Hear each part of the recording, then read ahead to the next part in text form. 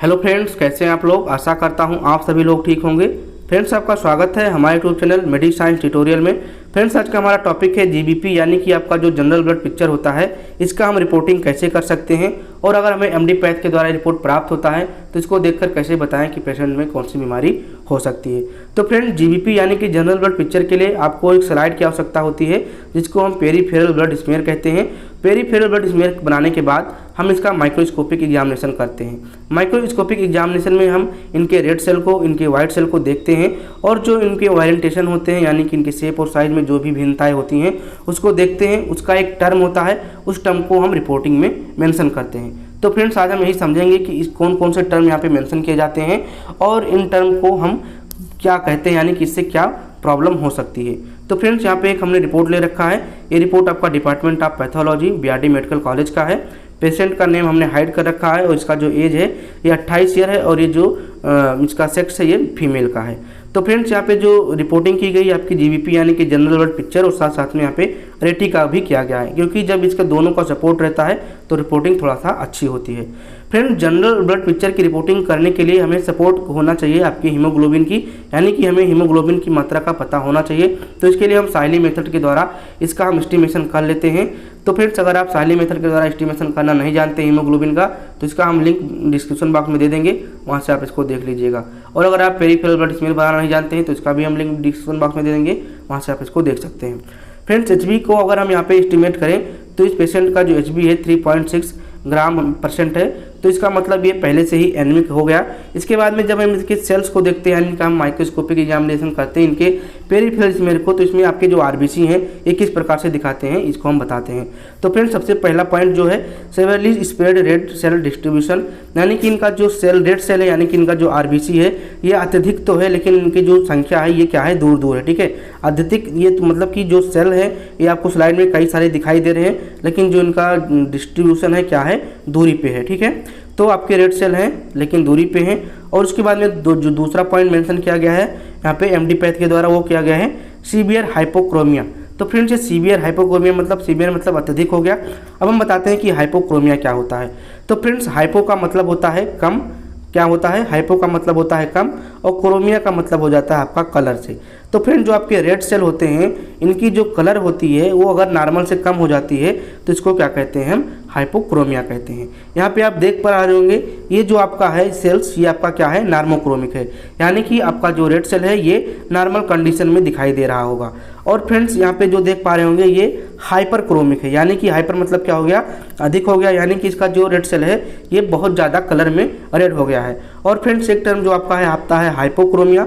ठीक है, तो हाइपोक्रोमिक या हाइपोक्रोमिया ये आपका इस प्रकार से दिखाई देता है। आप देख पा रहे होंगे यहाँ पे जो सेल है इसका कलर एकदम से रेड से डाउन पर गया है, तो इस टर्म को क्या कहते हैं, हाइपोक्रोमिया। तो फ्रेंड, जो हमारे रिपोर्टर हैं ये यहाँ पे देखे और वहाँ पे यह क्या मेंशन किया, इन्होंने स्लाइड में देखा कि जो आपके रेड सेल हैं ये क्या है, सीवियर हाइपोक्रोमिया, यानी कि बहुत अत्यधिक हाइपोक्रोमिक है। अब फ्रेंड्स, ये जो कलर होता है आपके रेड सेल का, ये किसके कारण होता है। तो फ्रेंड्स, जो आपका जो कलर होता है ये आपके हीमोग्लोबिन के कारण होता है। जो यहाँ पे आप देख पा रहे होंगे इनका जो हीमोग्लोबिन है 3.6 ग्राम % में है, यानी कि बहुत ही कम हो गया है नॉर्मल वैल्यू से। तो इसका मतलब है कि जब हमारा एचबी ही नहीं रहेगा तो कहाँ से हमारा रेड सेल रेड हो पाएगा। तो इसीलिए यहाँ पे क्या मेंशन किया गया है, सीवियर हाइपोक्रोमिया, यानी कि कलर बहुत ही आपके रेड सेल का डाउन हो गया है।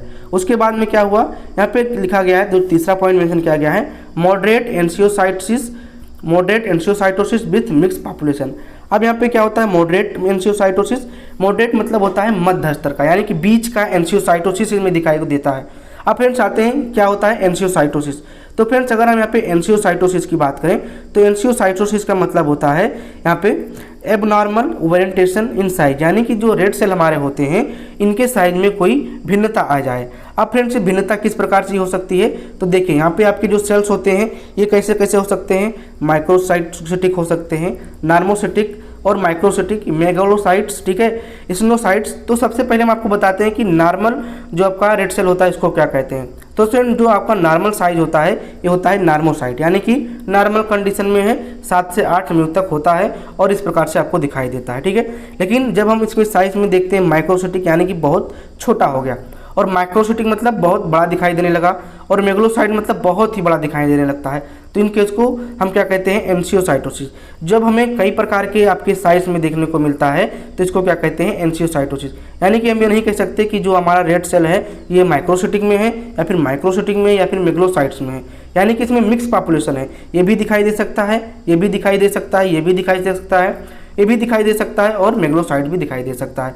तो इसको क्या कहते हैं, एंजियोसाइटोसिस विथ मिक्स पॉपुलेशन, यानी कि जो आपका वेरिएंटेशन इन साइज है ये मिक्स पॉपुलेशन है, यानी कि कई प्रकार के साइज यहाँ पे दिखाई दे रहे हैं। फ्रेंड्स एक टर्म और होता है पोलिकोसाइटोसिस। पोलिकोसाइटोसिस यहाँ पे नहीं दिखाया गया है। इसका मतलब होता है एबनॉर्मल ओरिएंटेशन इन शेप, यानी कि एक अगर साइज में ओरिएंटेशन होता है तो इसको एंजियोसाइटोसिस कहते हैं, और पोलिकोसाइटोसिस किसको कहते हैं, जब इनके शेप में। तो फ्रेंड्स इनका जो शेप होता है ये नॉर्मल क्या होता है, एक concave by concave colour shape का होता है। लेकिन अगर इसमें इस प्रकार के शेप दिखाई देंगे, इनको एंजियोसाइट कहते हैं, इसको हम टारगेट सेल कहते हैं। इस प्रकार का अगर दिखाई देता है तो इसको ओब्लोसाइट कहते हैं, स्टोमोसाइट्स कहते हैं, सिकल सेल कहते हैं, यानी कि जो भासिया के प्रकार का, हंसुआ के प्रकार का दिखाई देने लगता है इसको हम क्या कहते हैं, सिकल सेल कहते हैं। तो पोलिकोसाइट को भी बारे में देखिए, अगर किसी भी आपको रिपोर्टिंग में पोलिकोसाइट दिख रहा है तो आप समझ जाइए कि इनका जो शेप है इसमें कोई प्रकार का भिन्नता पाया जाता है। तो फ्रेंड्स रिपोर्टिंग का जो पॉइंट था ये हमारा तीसरा था, ठीक है। तीसरे में क्या था, मॉडरेट एंजियोसाइटोसिस विथ मिक्स पॉपुलेशन, यानी कि इनका जो साइज है ये कई प्रकार के दिखाई दे रहे हैं, यानी कि मिक्स पॉपुलेशन में है। आप majority of normocytes with few microcyte and microcytes, यानी कि आपका जो एंजियोसाइटोसिस है इसमें कुछ सेल तो नॉर्मल साइज के हैं, लेकिन कुछ आपके माइक्रोसाइट यानी कि बहुत छोटे छोटे दिखाई दे रहे हैं रेड सेल, और कुछ आपके माइक्रोसाइट यानी कि बहुत बड़े बड़े दिखाई दे रहे हैं, ठीक है। उसके बाद में जो यहाँ पे रिपोर्टिंग में चौथा पॉइंट मेंशन किया गया है, ये मेंशन किया गया है no immature cell of erythroid series are seen, यानी कि आपका जो इमेच्योर सेल होते हैं ये कोई भी इमेच्योर सेल इसे यहाँ पे दिखाई नहीं दे रहे हैं। अब फ्रेंड्स रेड सेल देखने के बाद हम आप आते हैं यहाँ पे WBC पे, यानी कि व्हाइट ब्लड सेल को भी तो देखना होता है आपकी स्लाइड में। तो फ्रेंड्स जब यहाँ पे WBC देखा गया तो यहाँ पे इसके सबसे बात आती है TLC की, यानी कि टोटल ल्यूकोसाइट काउंट, यानी कि आपका जो टोटल आपके जो ल्यूकोसाइट्स है वो कितने हैं। तो फ्रेंड्स इस पेशेंट में 4400 सेल क्यूबिक हैं, आपको दिखाई दे पा रहा होगा यहाँ पे 4400 क्यूबिक यहाँ पे मेंशन किया गया है। अब फ्रेंड जो TLC होता है, इस TLC को हम क्या कर सकते हैं, न्यू बार चैम्बर के द्वारा भी देख सकते हैं, और अगर रिपोर्टिंग बहुत अच्छे MD जाने की उनका एक्सपीरियंस अच्छा है तो वो नॉर्मल स्लाइड के द्वारा भी देख लेते हैं। उसके बाद में जो DLC होता है, DLC को हम नॉर्मल स्लाइड के द्वारा देख रहे हैं। तो अगर यहाँ पे GBP में देख रहे हैं तो यहाँ पे आपका जो पॉलीमार्फ है, यानी कि इसको हम न्यूट्रोफिल भी कहते हैं, तो यहाँ पे 75 मेंशन किया गया है। अगर लिम्फोसाइट की बात करें तो लिम्फोसाइट 20 सेल देखा गया, और इस्नोफिल 3, और यहाँ पे जो मोनोसाइट्स हैं वो 2 सेल देखे गए, और बेसोफिल कोई भी देखा नहीं गया। तो फ्रेंड्स यहाँ पे नॉर्मल कंडीशन है, इसको हम तीनों को ऐड करेंगे तो आपका कितना हो जाएगा, 100 हो जाएगा, ठीक है। यहाँ पे अगर 75 और 32 इसको जोड़ दें तो 80 हो जाएगा, और एंटी 20 पर कितना हो जाता है, 100 हो जाता है, यानी कि 100 सेल कुल मिला के DLC में दिखाई दे रहे हैं। तो ये क्या है, नॉर्मल कंडीशन में है। अब यहाँ पे अगर बात करते हैं इनके प्लेटलेट काउंट की, तो प्लेटलेट भी आपके GBP में देखा जाएगा। तो इसका जो प्लेटलेट है फ्रेंड्स यहाँ पे ये 40,000 दिखाई दे रहे हैं, यानी कि 40,000 सेल दिखाई दे रहे हैं एक क्यूबिक में। तो फ्रेंड्स ये बहुत ही डाउन हो गया, यानी कि आपका जो नॉर्मल रेंज होता है ये होता है 1.5 लाख से लेकर कितना, 1.5 लाख से 4.5 लाख तक, ठीक है। 1.5 लाख से लेकर 4.5 लाख तक होता है। और जो कंडीशन यहाँ पे दिखाई दे रहा है ये 40,000 का दिखाई दे रहा है, यानी कि आपका जो प्लेटलेट काउंट है वो बहुत कम हो गया। तो इसको हम क्या कहते हैं, थ्रोम्बोसाइटोपिनिया कहते हैं। क्या कहते हैं, थ्रोम्बोसाइटोपिनिया, यानी कि अगर पीनिया कहीं दिख रहा है तो आपका हो जाएगा लो, और अगर थ्रोम्बोसाइटोसिस दिख रहा है तो हो जाएगा हाई। तो थ्रोम्बो मतलब आपका प्लेटलेट से होता है, और पीनिया मतलब कम से हो जाता है। तब जब आपके प्लेटलेट काउंट नॉर्मल वैल्यू से कम हो जाता है तो इसको क्या बोलते हैं, थ्रोम्बोसाइटोपिनिया। अब फ्रेंड्स यहाँ पे देखा जाए तो एक पॉइंट और आता है हीमोपैरासाइट, यानी कि आपका जो यहाँ पे GBP यानी कि जनरल ब्लड पिक्चर है, इसमें कोई हीमोपैरासाइट दिख रहे हैं, यानी कि आपके मलेरिया के कोई, या फिर यहाँ पे इनके कोई और भी निमोटोड्स दिखाई दे रहे हैं, या फिर आपका जो फाइलेरिया है इसमें कोई भी इनके जो परजीवी हैं दिखाई दे रहे हैं या नहीं। तो इस स्लाइड में आपको कोई भी हीमोपैरासाइट दिखाई नहीं दे रहे हैं। तो फ्रेंड्स यहाँ पे लास्ट में जो मेंशन किया जाता है वो ओपिनियन मेंशन किया जाता है। तो ओपिनियन में अगर देखा जाए तो यहाँ पे लिखा गया है डाईमार्फिक, यानी कि इनका जो ब्लड पिक्चर है इसमें 2 रूपी ब्लड पिक्चर देखा गया है, यानी कि इसमें भिन्नताएं देखी गई हैं।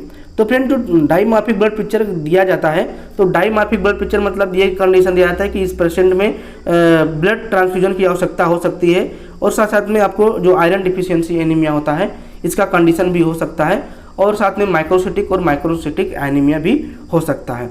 तो फ्रेंड्स यहाँ पे डायमार्फिक ब्लड पिक्चर इसका ओपिनियन में दिया गया है, और साथ साथ में दिया गया है विथ थ्रोम्बोसाइटोपिनिया, यानी कि इसका जो प्लेटलेट काउंट है ये भी बहुत कम देखने को मिल रहा है। तो इस प्रकार से यहाँ पे आपका रिपोर्टिंग किया जाता है। आप समझ भी गए होंगे कि रिपोर्टिंग जो जीबीपी यानी कि जनरल ब्लड पिक्चर होता है, इसमें क्या क्या चीज़ें मेंशन की जाती हैं। तो इसमें मेंशन आपका किया जाता है आरबीसी, डब्ल्यूबीसी, उसके बाद में आपका प्लेटलेट काउंट, फिर आपके जो हीमोपैरासाइट्स होते हैं इनको अगर दिखाई दे रहे हैं तो सीन, अगर नहीं दिखाई दे रहे हैं तो नॉट सीन। उसके बाद में सबसे नीचे आपको ओपिनियन देना होता है कि आप इस जो जनरल ब्लड पिक्चर देखे हैं इस पर आप क्या कहना चाहते हैं। तो फ्रेंड्स यहाँ पे जो रिपोर्टिंग था हमने आपको दिखाया कि जो यहाँ पे टर्म यूज किया गया है वो टर्म का भी यूज किया जाता है, और बहुत सारे टर्म यहाँ पे होते हैं। तो उसको अगर आप देखना चाहते हैं तो आप जो हमने एनीमिया वाला लेक्चर लिया है उस लेक्चर को आप देख लीजिए, वहाँ पे सारे टर्म आपको पता चल जाएंगे। और साथ साथ में आप जो आपके डब्ल्यूबीसी और आरबीसी के जो शेप साइज होते हैं, इनके जो ओरिएंटेशन होते हैं उसको भी देख लीजिए, ताकि उससे आपके सेल्स के जो शेप साइज होते हैं जिसमें भिन्नताएं होती हैं वो आपको समझ में आ जाएगा। यही सारी चीज़ें आपको यहाँ पे मेंशन किया जाता है। तो इस प्रकार से आप जो जीबीपी का रिपोर्टिंग अगर कर रहे हैं तो आपको एचबी का मालूम होना चाहिए कि इनके पेशेंट का हीमोग्लोबिन मात्रा कितना है। और फ्रेंड्स अगर आप जीबीपी के साथ साथ सीबीसी रिपोर्ट रखते हैं अपने साथ में तो ये और बेटर हो जाता है आपकी रिपोर्टिंग के लिए। तो फ्रेंड्स आपको ये रिपोर्टिंग कैसे लगी आप इसको कमेंट करके जरूर बताएं। अच्छी लगी तो इसको लाइक करिए। आते हैं नेक्स्ट वीडियो के साथ, तब तक के लिए धन्यवाद।